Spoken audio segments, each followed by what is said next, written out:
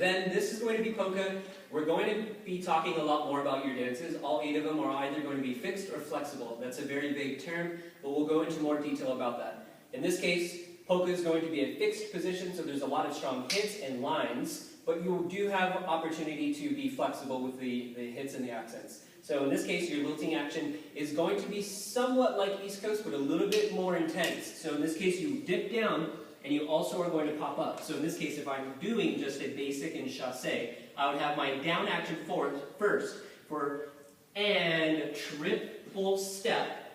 Now I'm down, so I can now go to an and triple step.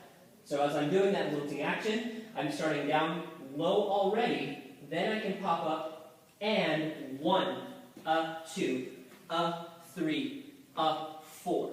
The next thing would be try not to rise in any of the turns. So at this point, if you're doing any sort of turn, majority of the time you're doing inside and outside, and you're doing triple steps through the turns, you're not doing slow turns. But we want to think about the turns going from a pressed position, so I'm pressing into the foot, doesn't matter what foot, in this case my left foot, heel's not dropping, and I want to now come out of that from a triple, and triple step, no rising in this case, triple step. Now begin to rise, which leads me to my next concept. In the turns you're doing chaîné, so close the feet, and then leads me to the next part of this. When you're going into a back triple, we want to make sure that you're doing a lock. Now you could still use the concepts of the elbow, wrist, fingers here from triple two-step. Excuse me, that would be a flexible concept that we're talking about.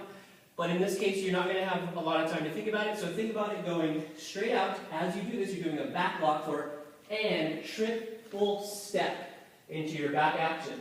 Your pitch is going to be what we indicated in triple two-step, where the rising action is lifting from the rib cage. In this case, your pitch is going to be elevated downward. It's not going to be projected by a crunch of the body, so do not crunch.